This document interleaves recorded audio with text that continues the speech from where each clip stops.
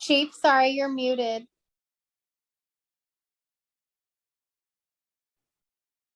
Leave it to me. I'm still learning where all the different controls are, being in charge of one of these meetings. So thank you for letting me know, Jenny.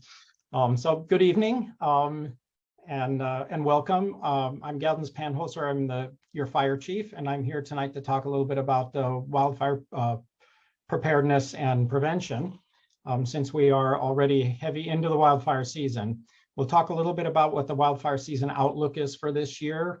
Talk about wildfire behavior and risk, and then what we can do on both on short-term and long-term basis, and it's open, and then I'll have it open for questions afterwards. I'll stick around as long as there's people who have questions. Given that we're a fairly small group, everybody has the ability to unmute themselves, and so if you have a question, feel free to go ahead and interrupt, and if it gets too many people, then we might just wait until afterwards for questions.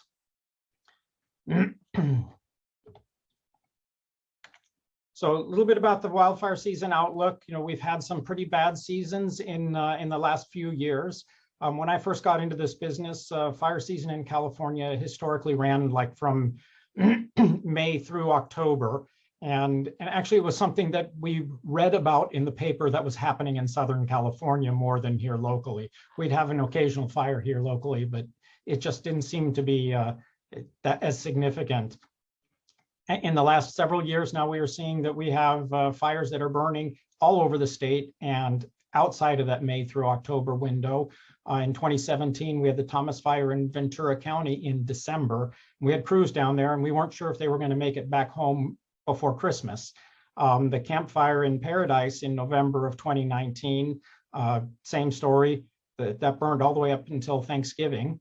And then just this year in January, we had the Colorado fire down in near Palo Colorado Canyon on the coast, which is unusual for two reasons. One is it burned in January, which is not as typical as most of our fires.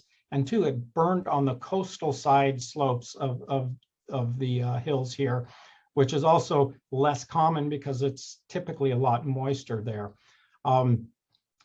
In California, 6 of the 7 largest fires since 1932 have occurred in the last 3 years, and only 2 of the 20 largest have not occurred in this century.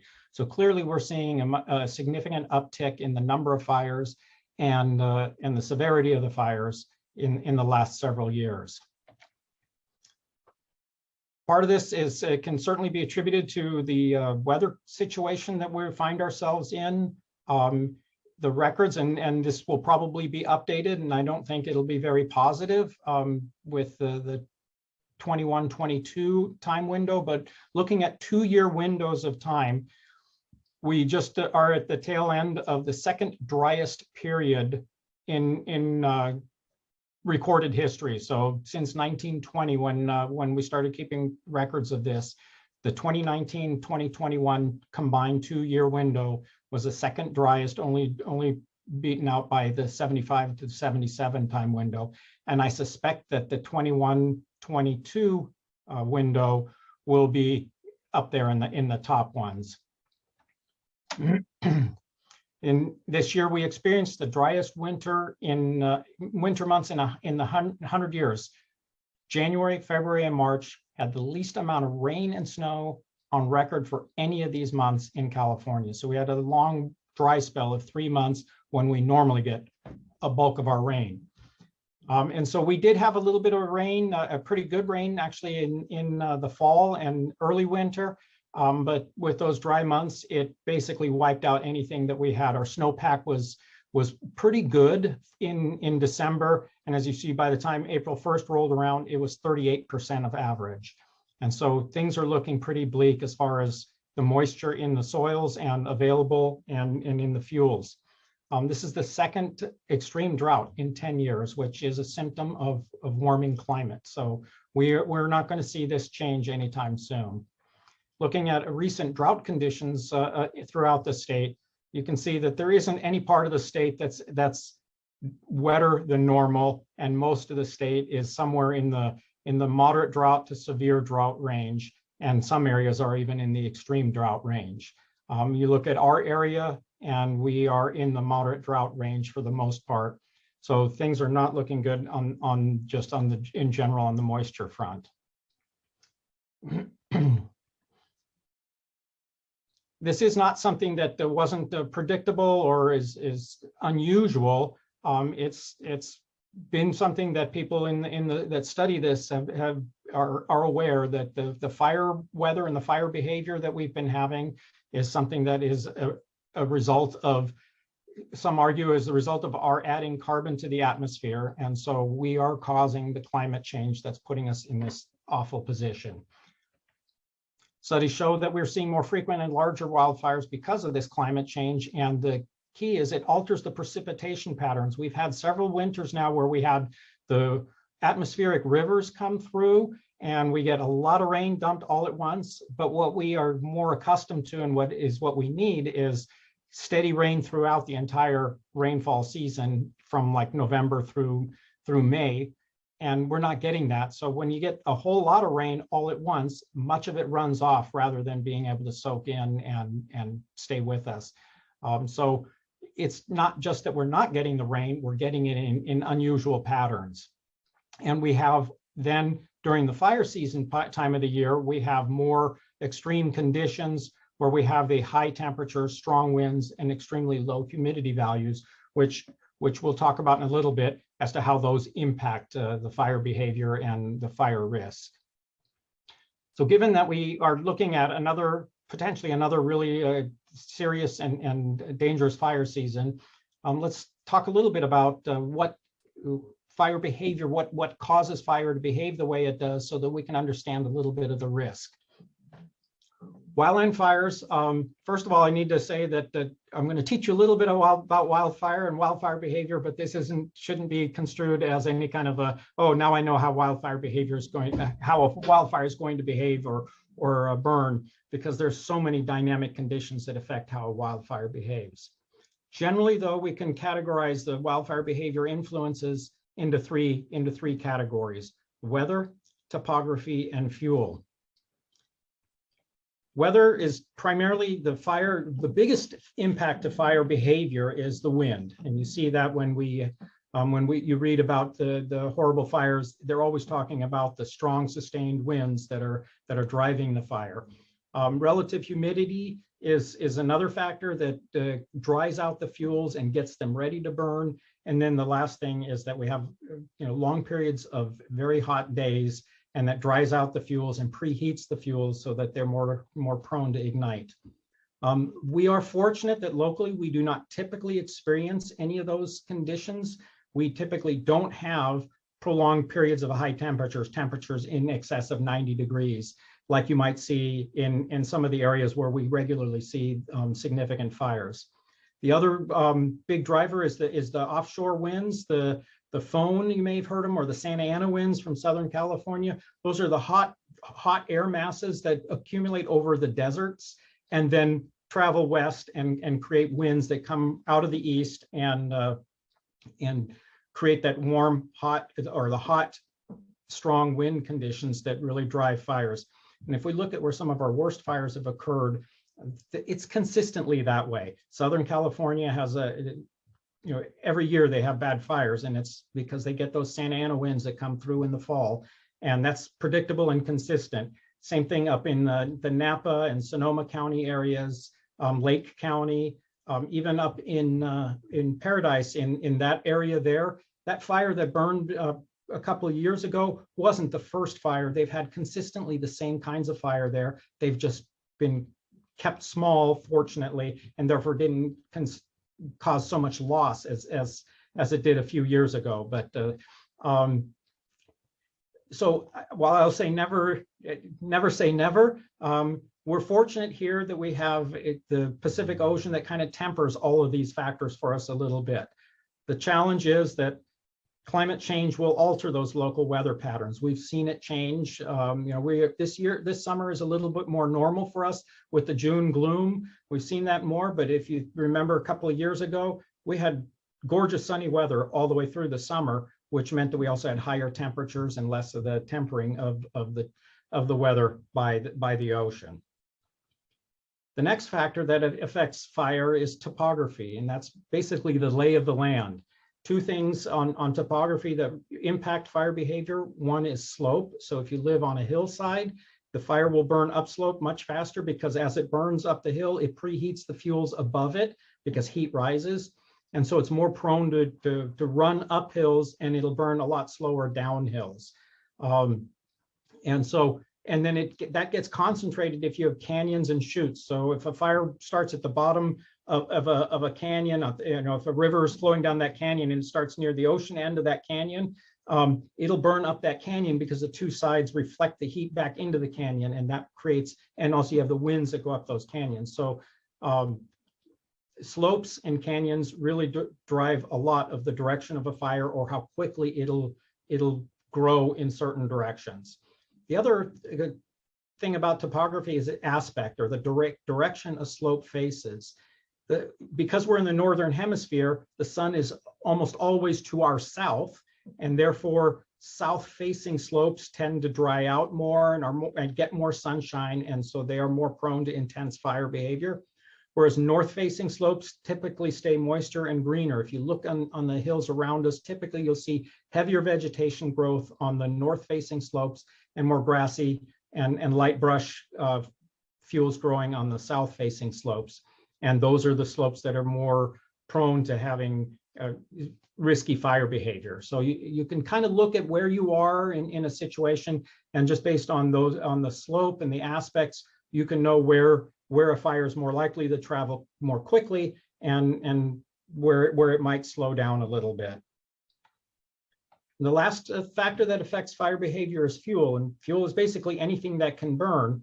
And normally we think of forest fires, we think of the forest being the fuel, but when we build houses inside the forest, then the houses become fuel as well. And that's one of the big challenges that we're facing in California, is we keep building in the forests, and so then we put all those homes at risk because they become part of the fuel.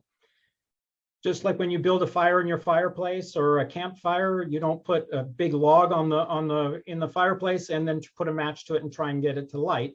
You can't get it to light. You start with small kindling and then let the fire build and gain some heat, and then the larger logs will ignite. The same thing happens with a wildfire. Flashy fuels like grasses are more receptive to a fire start. So those are the things that are of greatest risk for fires to start. And that's mostly because they are exposed to more air and they dry out faster. The heavier fuels, they need more sustained and intense heat to ignite. And so we have to get a fire going before the large trees begin to burn. So I get asked a lot of times by people, the foresters have come through here, or the tree crews have come through the neighborhood or the area, and they've cut down a tree that was standing and they left the big logs laying there. Doesn't that create a huge fire risk?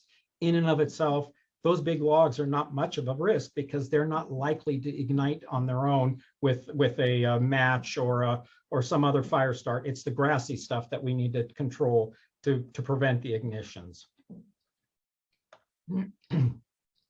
The other thing we're concerned about with fuels is where they're located in relationship to the ground. Ground fuels are those things that grow close to the ground, grasses, brush, bushes, things like that. And they're more likely to ignite because most ignition sources, especially from human activity, are at ground level. The canopy of the trees oftentimes will not even burn when a fire passes through underneath them, because if there isn't enough intense heat produced by that low fire to get the canopy to ignite, it won't ignite. So one of our big concerns, and you'll see this when we talk about defensible space, is that we don't like to have ladder fuels, those branches that are lower in the trees, that are low to the ground, that can transmit fire from the ground fuels up the trees and get it into the crown, because a crown fire is much more difficult for us to fight and is much more likely to spread quickly. So as much as we can keep fires that start on the ground level, the better off we are, and the more likely we are to be able to control that fire more quickly. And here's you can see this was in the Paradise Fire, and you can see that the houses were actually the fuel in this fire. If you look, there's many healthy trees still left and not a single house. It looks like maybe in the upper right, a little outbuilding, but other than that, and down in the lower part of the picture, but other than that, the homes were burned, but the fire burned through the houses and did not get up into the canopy of the trees. So it's our houses that we're building that are adding to the fuel problem in the forest. So now that you have a brief kind of overview of how wildfires behave and what causes them to become more dangerous, let's talk about what we can do to prepare and prevent them. First, we'll talk a little bit about short-term stuff that we can do every year and we can do right now to make ourselves a little less at risk from wildfires. First of all, we as a public agency, we work collaboratively with public works and city foresters to collaborate on fuel reduction programs on publicly owned property, parks and green belts and things like that, and roadsides. We work hard to maintain those to keep the fuels down and to reduce the risk of an ignition starting there. We also support and work closely with fire safe councils, neighborhood associations, Firewise community groups, and things like that. So this is not just something that the fire department does. It's a community effort, and we're all part of the team, and we all have a place where we can plug in to work together to mitigate the fire risk. We also go out and do an annual defensible space inspection, and I'll talk a little bit more about that in a couple of slides. But we make sure that we help homeowners understand what they can do to make themselves safer and less at risk of a wildfire burning their house down. And then we also know that we are probably going to have to respond at some point because we're not going to prevent all the fires. And so we do a lot to prepare ourselves and train ourselves and respond. When we start the wildfire season, we change our response patterns for calls that could possibly be a wildfire. Normally, if we get a smoke scare in the middle of the winter or somebody calls and says, I think I see smoke, we'll send one engine to go investigate and look at it. In the wildfire season, we'll immediately send more units. And as a matter of fact, we have automatic aid from CAL FIRE. They will immediately, depending on the weather conditions of the day, they will upgrade their response levels if it's a day where we have riskier fire weather conditions, and immediately launch aircraft even at the report of smoke in an area, just so that we can get resources on the fire as quickly as possible. You will immediately, if there's a wildfire reported somewhere in Pacific Grove, you'll immediately get a response from not only the station in Pacific Grove, but also the station, our fire station in New Monterey, and probably a unit out of the Pebble Beach Fire Station, as well as other CAL FIRE resources, including the aircraft. We are also, unfortunately, in California, we've gotten to a point where we have developed an excellent mutual aid program that works statewide. And we all are signatories to the California Fire Assistance Agreement, which means that we will send crews anywhere in the state where they are needed. And reciprocally, we would get that same help. So if we had an incredibly large fire burning here in the area, we would get help from all over the state. And some of you may remember in the last several years where we've had a number of significant fires close by, you may have seen fire engines from way up at the north end of the state and way down at the south end of the state. And that's through this mutual aid, statewide mutual aid system that we have. So we can mobilize a lot of firefighting resources, and we've developed that, sadly, because we need it. We also do long-term planning. We work on regular plans to help mitigate some of these risks. We just recently participated in Pacific Grove, Monterey, and all the communities on the peninsula. And as a matter of fact, all cities in the county participated in the development of the multi-jurisdiction hazard mitigation plan and update.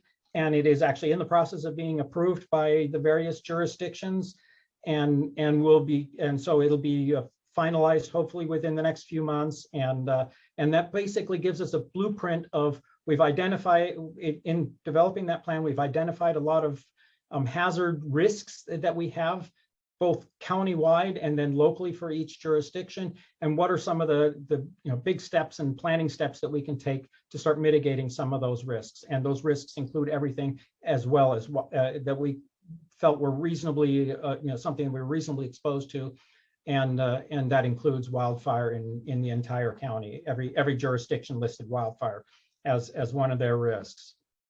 We also did an assessment of the fire department recently. It was just completed earlier this year. It's a study that's called a Community Risk Assessment Standards of Cover study. And what that did is it specifically looked at all the areas that the City of Monterey Fire Department serves, so it included Pacific Grove, and looked at what's the risks that we're facing from a fire protection perspective, and then how well are our resources deployed and staffed to be able to respond to those risks. And I am proud to say that we actually got very high marks in how well we are deployed and how well we are staffed and how quickly and effectively we respond to emergency incidents. As a matter of fact, the consultant that did this for us has done numerous other similar studies for other agencies, and they said that it's rare that they see performances as good as the ones that we have. So we're very blessed in the area here of having a very effective fire department. We also have been working collaboratively with the county on developing an evacuation plan. This process started, I want to say, in 2018, and then, like so many things, got derailed by COVID. But fortunately, we were able to get it back up on the front burner. And one of the big things that came out of that is that there were evacuation zones identified for the entire county so that we can be better prepared for communicating the need for an evacuation to only those people that are specifically threatened and need to evacuate. That partly was tested when we had the River Fire and the Carmel Fire and the Dolan Fire. That those evacuation zones were used for planning evacuations and communicating them. And then just last week, the county did a large-scale exercise in the activating their emergency operations center and inviting all jurisdictions in the area to participate. And I was there as an evaluator, and once again they tested this concept of the evacuation zones. So a couple of things came out of that, saying we want to refine it a little bit, but this should get done very soon. And then we're going to start sharing publicly what the evacuation zones are and letting people know what is the zone that you live in, so that when you hear about an evacuation, you can listen for, does that impact my zone, or do I not need to worry about it at this time? So that's kind of the outcome of the best outcome of the evacuation plan.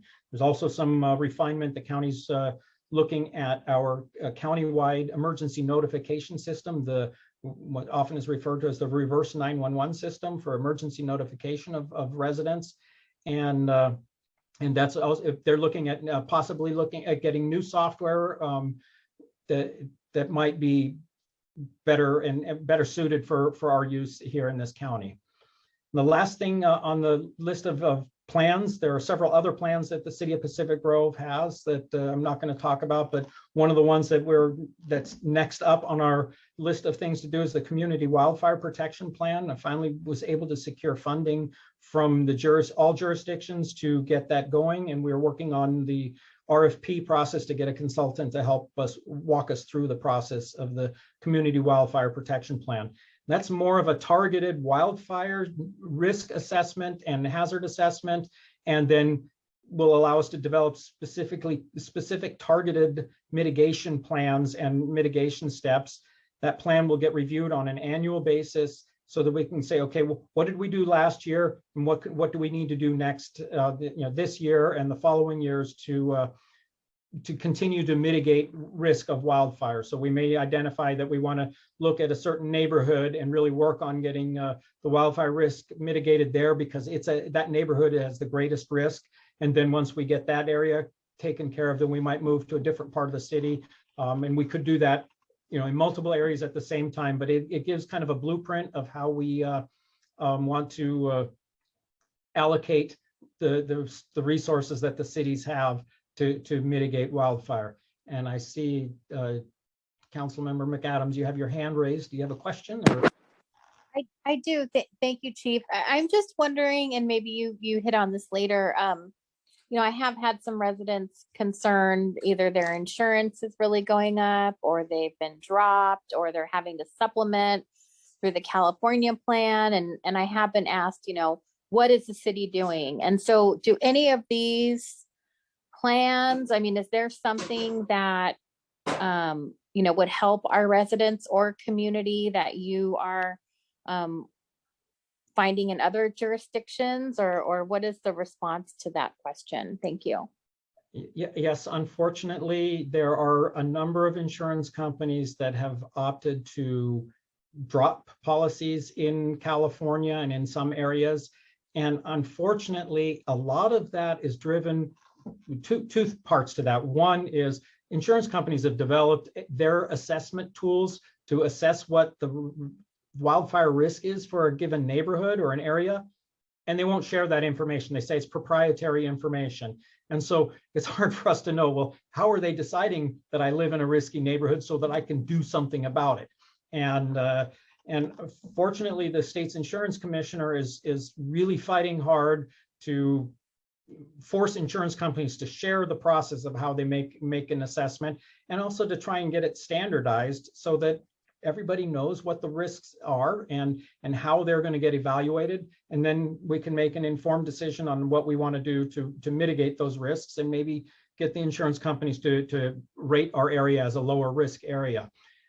That's one of the concerns. The other concern is that the state of California has been basically designated as by fire risk zones. And a lot of insurance companies are saying, if you live in the high or the very high fire hazard area, then we just don't want to we don't want to insure you. Or if you've had a fire within a certain distance of where you live, and given that we've had several fires here that are not too distant from the peninsula, some insurance companies have opted to just say, well, that's, now it's a high risk. And there's nothing that you can do individually, because if you live in a very high fire hazard area, there's nothing you can do to your property to get that designation removed from your neighborhood. And so if they're using that, there's really nothing we can do. There are two solutions, though, at least two solutions that I can give. Is one is shop around. I've had a lot of conversations with people, and I can't endorse or recommend certain insurance carriers, but there are insurance carriers that are still willing to write policies and competitively price them in our area. And so if your insurance gets dropped, start making some phone calls, and there's a fair chance that you'll find another insurer that will cover you. The FAIR plan is probably anything but fair, because it's very expensive, and it only covers fire insurance. It doesn't cover all the other risks of theft and liability and all those other things that are typically covered by your homeowner's policy. So you'll have to carry a separate homeowner's policy without the fire piece of it as well. But unfortunately, that's the final solution we have in the state of California, and I guess it's better than no insurance at all. One of the things that is now coming that some insurance carriers are bought off on is the FireWise community designation, and that's something that it's not something that we do as the fire department. It's more of a grassroots kind of a thing, where a neighborhood decides they want to get this designation, and there's a certain prescription that you follow for. You have to do certain things, and you have to put in a certain amount of effort in mitigating the wildfire risk. And we certainly will support and work with anybody that wants to develop a FireWise community in their neighborhood.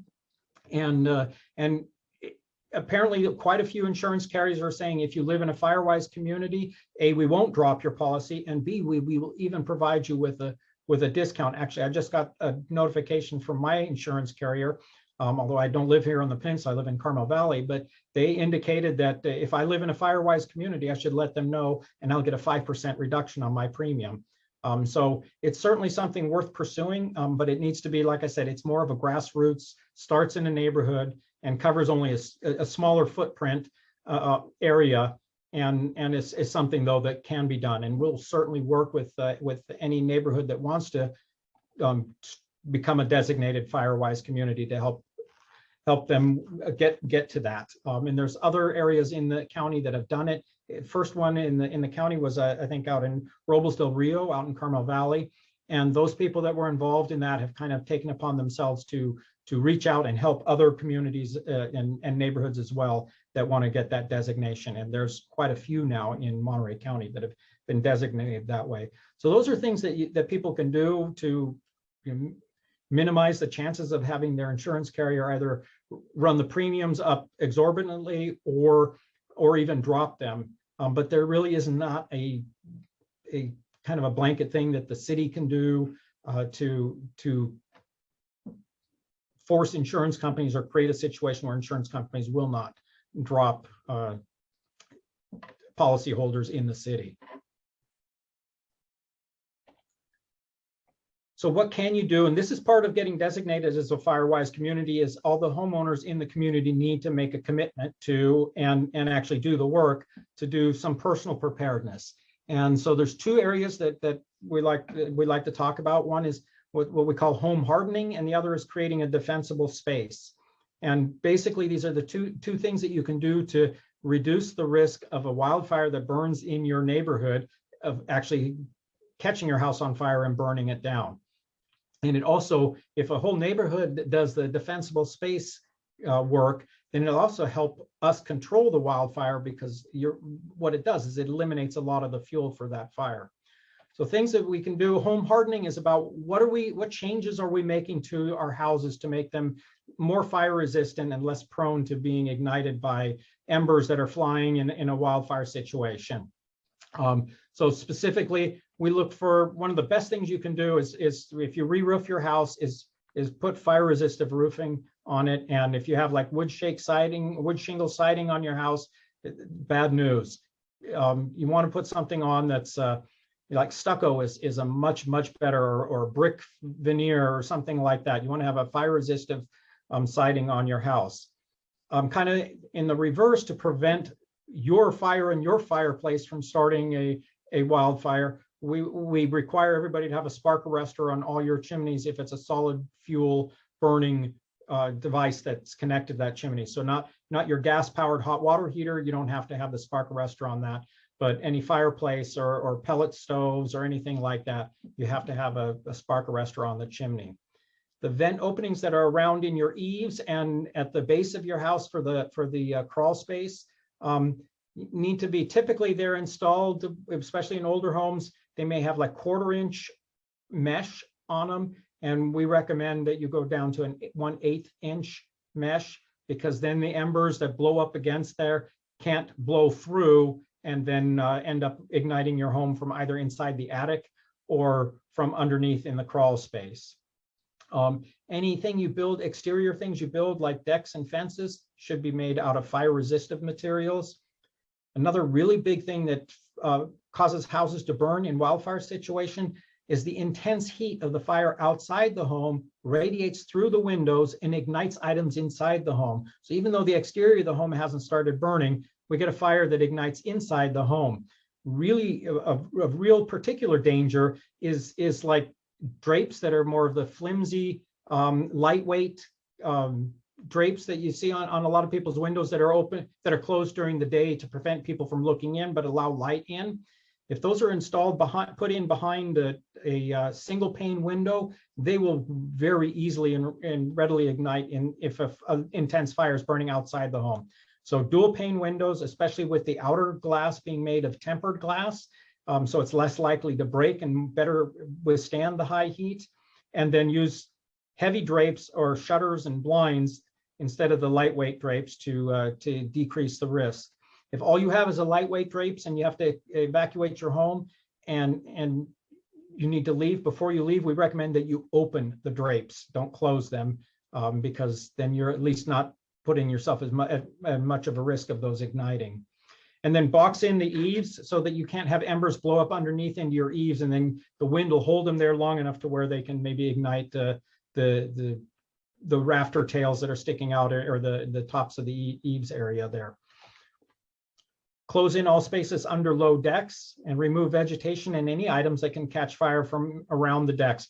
Deck furniture, things like that are typically very flammable, and you don't want to leave those things sitting around on your deck. When you're out there using them, fine, but put them away so that they don't add a risk to should a wildfire burn through the area. Dead or dry leaves and pine needles from the roof and rain gutters. If an ember lands on your roof, even if you have a fire resistive roof, but you have a big pile of pine needles up there, those can ignite, and then that can create enough heat to get your house burning as well. And then any branches that hang over your roof, and certainly dead branches in all directions, 10 feet away from your chimney, so that there isn't a risk of your fire igniting a tree outside your home, or a tree igniting and then dropping burning branches on your home. And lastly, we ask that you make sure that your address is visible from the road. Well, my personnel know the city very well and can probably find an address based on personal knowledge and experience of working in the city. Like I said, if we have a large fire here, we're going to get help from all over the state, and we can't expect a firefighter from San Diego to know our streets and the numbering system. So anything that you can do to improve the ability for folks and other emergency responders to find your home is very helpful. When we talk about defensible space, it used to be that we talked about two different zones around your home, the 0 to 30 foot and then the 30 to 100 foot zone. But recently we have found that there is a zone, the 0 to 5 foot area is the most critical area around your home.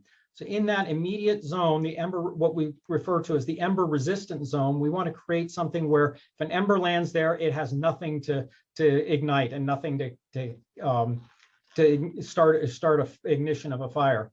While there are regulations that require, especially in some areas that require defensible space, this is not yet written into law, but I expect that it won't be too long before it'll be part of the law. Because like I said, it's proven that it's the most important. So pretty much around your home in the 5 foot space, we recommend that you have nothing but hardscape. So gravel, pavers, concrete, things like that. Certainly remove all the dead and dying weeds and plants. If you want to have something close to your home that's green, it should be low growing, non-woody, so not like the juniper kind of stuff or things like that. And maintain. So these are the plants that you're going to water and keep green during the entire year. Limit and remove any combustible items. So don't stack firewood up against your house. Don't have, like I said, your deck chairs and furniture up against your house. And even the fencing that comes up to your house, the last segment of it, the last 5 feet or last panel should be made out of something non-combustible, like a wrought iron or something like that. So if the fence catches fire, it won't burn all the way up to your house and then get your house going as well. The next area we talk about is the 5 foot to 30 foot, the lean, clean, and green zone. And that it basically the entire area around the structure, including decks and things like that. You want to remove dead plants, mow down your grass to very, very low. And especially if it's not something that you maintain and keep green, which of course we're all not doing anymore because we're conserving water. Remove dead or dry leaves and pine needles from that area in your yard, and keep trees trimmed up. And here's where I talk about keep the trees spaced like 10 feet apart and limb them up 6 feet above the ground. This is what I was talking about. If we have very low grass under the tree and then no limbs that are lower than 6 feet, there's very little risk that if a fire were to burn that grass, that it would then extend up into the trees. And certainly this is not a good area to store a lot of flammables like wood piles and things like that. And the last area we talk about is a 30 foot to 100 foot zone where we want to just reduce the fuel. In this area, you can mow your annual grasses down to, you don't have to take them much below 4 inches. And you still want to kind of have your shrubs and trees be spaced out a little bit to keep them from fire from being able to spread easily from one to the next.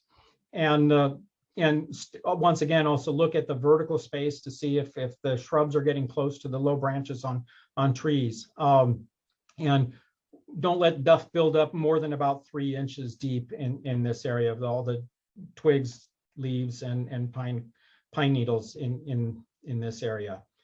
And I get asked a lot of times, well, 100 feet from my house is in the middle of my neighbor's house.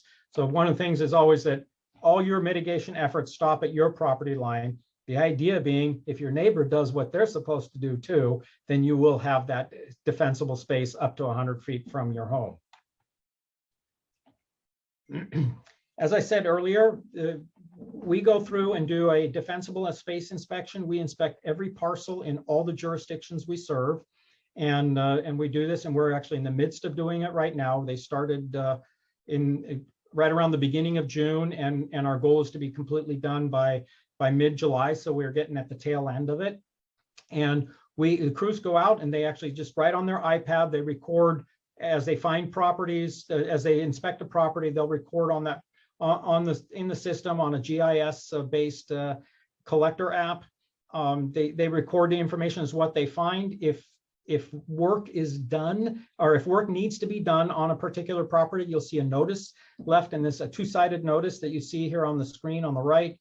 It's like a post-it note, kind of a sticky note that we'll leave somewhere on or near your front door to let you know here's what you need to do. And there's QR codes for getting more information, as well as our website information, and certainly you can call and have somebody come out and explain what is needed. If somebody's at home, then we can leave the note with the person. But if nobody's home, then we'll leave the note at the house. Any properties that need follow-up, our fire prevention staff will do the follow-up. So in Pacific Grove, the crews that work out of the Pacific Grove station are predominantly the ones that are doing the inspections in Pacific Grove. And then the follow-up work is done by the fire prevention staff. If you have any questions at all about the inspections, you can contact our fire prevention division either at the 646-3908 number or at the fireprevention@monterey.org email address, and somebody will get back to you, usually within 24 to 48 hours of your reaching out, and typically even more quickly than that, to answer your questions. If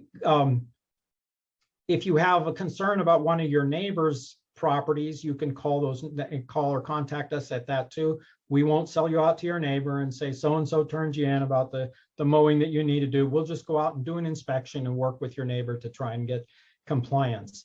We work really hard on education to get compliance rather than enforcement, because generally if we can educate somebody, then we'll get compliance in future years as well. If we have to come out there with a heavy hand and make people do things, then that doesn't create goodwill. And this is something that, it's for all of our benefit that we each of us does what we need to do on our property. One of the things that a lot of people wonder about too is, well, I know my neighbor has like tall weeds in their backyard, but you didn't cite them for needing to do any clearance. Just like a police officer can't come into your home without a search warrant, we can't either. So if we can't see it from a place that we're publicly allowed, where we're allowed to go as a member of the public, or where you as a property owner or tenant allows us to go with your permission, we can't go. So if we can't see over the fence and we can't see the weeds growing in your neighbor's backyard, even though you might be able to see them by looking over your fence, we can't do anything about that. We would have to get permission from your neighbor to actually go in the backyard and take a look. And that's just, it's the nature of our laws and the Fourth Amendment. And so we have to respect that. Like I said, we collect this information on an online system, and you can go to our website at www.monterey.org/fire. And scroll down about 2/3 of that page down on the left-hand side, you'll see a link that says View Defensible Space Map. And when that screen loads, you'll see something like what you see in the image here, where all the parcels are shown. And here you see that there's a lot of parcels, the area immediately around George Washington Park. A lot of those parcels have not been inspected yet. In this image of the map, I don't know if it's been updated since I pulled the screenshot off. And then those parcels that are marked green have been inspected and have passed, and you can actually click on any parcel and you'll see this whole that it passed when it was inspected. And then if it didn't pass, we'll mark which one of these items needs some attention and some work. If it's minor work that's needed and we've already spoken with the homeowner, then it'll be marked instead of green, it'll be marked with the pending yellow. And if it's a lot of work and we haven't been able to communicate yet on what the work that needs to be done, it may get marked as a fail, and you can be able to see what the fail is. And you can see there are some properties here and on this screenshot of the map that are shown as having failed. So you're welcome to go there and take a look and see how your property has fared and whether or not it's been inspected, and certainly if your neighbors' properties have been inspected and how well they did. The other thing that you can do for preparedness is to have a plan so that if you need, if an evacuation is necessary, that you are ready to respond to that order to evacuate as quickly as possible. We strongly recommend that you have a place where you and your family can go that's outside the area with friends or family, because you may need a place to stay, but more importantly is, excuse me, that not all family members may be home when the order comes in. And if you're at home, but your significant other is not, then being able to make sure that you connect with each other by having a place where you can go, it sure makes it a lot quicker to account for everybody. And of course, while we're talking about accounting for everybody, our four-legged and winged family members need to be accounted for as well. So if you have animals, make sure that you have a method where you can take them with you. We cannot force you, if we order evacuation, we cannot force you to leave the home. Typically, we'll use multiple ways of getting the word out that it's time to evacuate. And one of the last resort efforts is typically will be police officers. They will go house to house to make sure that homes are evacuated as ordered. And if you say, I don't want to leave, they're not going to arrest you. They're not going to grab you and force you to go, excuse me, because we can't. So you're welcome. If you want, you can stay. We don't recommend it because that means that if things get ugly, you're going to redirect resources to come and rescue you. So we rather not do that.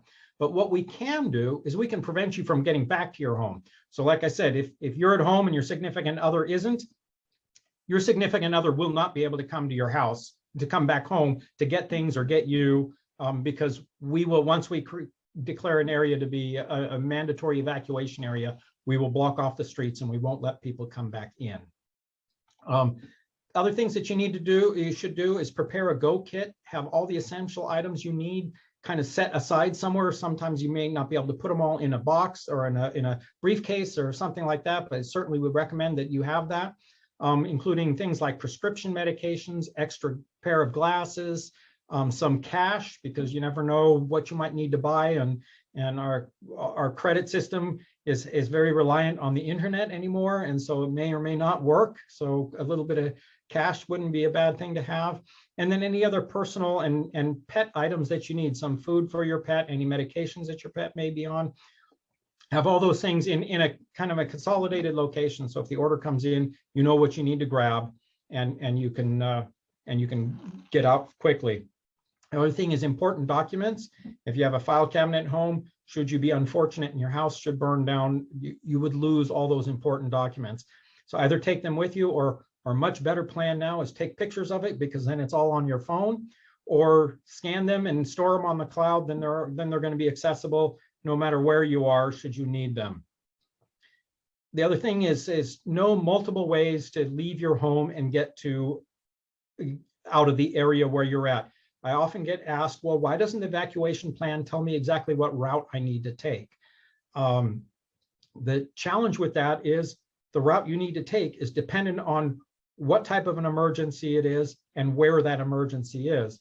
Clearly, if we have a fire burning in the Del Monte forest, I'm not going to send people to evacuate over Highway 68. But whereas if it were maybe in the lower part of New Monterey or somewhere in that area, now Lighthouse might not be the better option, and 68 might be a good option. So I can't tell you ahead of time the path you should follow to evacuate. You should be familiar with multiple different routes, and that way, depending on the nature of where and what type of emergency, then you'll know which route you can take. When we do emergency notifications of evacuations, we will always include the do not go or do go directions of how you can best leave your homes. The most important thing, though, is to be able to get that notification. So if you haven't done so already, please, please, please go to the website alertmontereycounty.org and sign up. We know if you have the phone that's still attached to your wall, the old phones that we used to have in our homes, and many people no longer do, we know where that phone number is. So we can use the reverse directory that, that the phone company provides to find the people that are at that phone number, because we know where it is. And so we can also determine, is that number in the area that we need to evacuate? Cell phones, on the other hand, are not tied to an address. You may get your bill at your home address, but there's no way for us to know that that cell phone is also for somebody that lives at that address. So that's why we need you to sign up at alertmontereycounty.org and register your cell phone with your home address. Then if we need to evacuate that home address, you will receive an alert on your cell phone, and you can get alerts via multiple ways. You will get them via a text message, you will get them via a phone call, and you will get them via an email if you sign up to receive messages in all of those different modalities. So please, please, please, I can't emphasize enough that that's the most critical thing you can do, is alertmontereycounty.org, because that's where you're going to get your message from.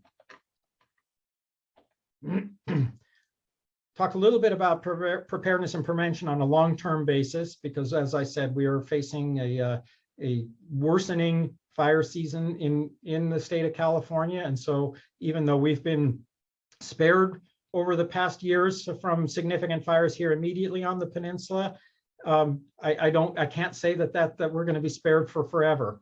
One of the things that I always tell people is the concept that we shouldn't have fires is not in tune with the way the natural ecosystem of a forest works. Forests are dependent on fires to control the heavy growth, to control the fuels that are built up. To allow trees to be successful, you need to get rid of a lot of a big group of saplings comes in. Not all of them should survive because the ecosystem can't support that many trees. So a fire is a great way. It works to control that and to burn off the brush and the grasses, to allow the sunlight and the rain to get to the young trees and allow them to thrive. So it's part of the natural cycle. Pine cones also will release their seeds in the heat of a fire. And actually there's redwood trees that are dependent on fire to release the seeds. The normal sun and hot days in the summer aren't enough. So the challenge is that we've gotten really good at putting out fires. And so we have basically interrupted this ecosystem. And we've allowed fuels to build up on forest floors and trees to grow in denser stands. It means there's much more fuel there than should be. So now we're seeing more intense fire behavior. People who have lived here for a while may remember the fire that burned in Pebble Beach and came up the hill and up to Highway 68 and actually even jumped over the highway at the top of the hill back in 1987. We could see afterwards, it kind of denuded that whole hillside. And as you're driving up 68, you could see that whole hillside was barren. And then after a few years, you saw little trees starting to grow. And until recently, it was a very, very dense stand of pine trees in that area. And that was not natural. That's not the way it's supposed to grow. Fortunately, the Pebble Beach Community Services District has gone in there now and started thinning that forest, because that's the way it should be. There shouldn't be that density of trees in that area. But that's what happens when we interfere in the natural process of what controls the growth and density of trees. Based on what we need to do in California, we need to thin and clear roughly 20 million acres in California. In the year 2020, the U.S. Forest Service treated about 214,000 and CAL FIRE an additional 105,000. And really, we need to be doing more than that. So we did about 300,000, a little over 300,000, and we really should be doing about 3 million acres per year. So fortunately, the state is starting to get behind this and stepping up the efforts, but it's something that is all the way from a local level to a statewide level. We need to do a better job of managing our forests. We can't allow fires to burn in many of the forests now because we have put homes in there. So we have to basically do what a fire would have done through other methods. So forest management is one of the key things we need to get much better at. The other thing we need to look at is, where are we putting houses and how are we building them? we have 4.5 million homes in California that are in designated wild and urban interface areas. That means we have 4.5 million homes in the forest that are contributing to the fuel and are at grave risk of being burned should a wildfire happen in that area. And that's because that's the way people like to live. And it makes, and I understand people want to be out in a quiet rural area in the middle of the forest. It's beautiful, but it's also extremely risky. And so there's more appropriate ways of doing land use planning where we cluster homes and we provide adequate fuel breaks. And we make sure that areas have multiple points for access and egress. A lot of these neighborhoods that we build in the mountains and in the forests only have one road in and out. And so if we have to evacuate while firefighters are trying to get in, we have a serious congestion problem. And the other thing is, as I said, one of the best things you can do to protect your home is to harden it. We should be building homes that way from the beginning, using fire resistant and ignition resistant building materials. We should never be putting wood shakes on the sides or on the roofs of our houses. That's just asking for trouble. So a lot of things that we need to do in the way we change in the way we do business with land use planning and building codes in California. And the last thing is, there are people who don't believe that human activity caused climate change. I don't think we need to get into the discussion. We need to get into the solution part of it. There is no question that climate change is a significant factor in wildfire severity and frequency. That's pretty clear. And so we need to do whatever we can to manage the impacts of climate change and to manage the causes of climate change so that we can minimize the changes that are causing wildfire risk to become so severe. So with that concludes what I have to present, and I am happy to, Smokey and I will answer any questions anybody may have. And you're free to unmute yourself. I think everybody has the ability to unmute. So unless it turns into a free fall, we'll just unmute yourself and feel free to ask a question if you have one.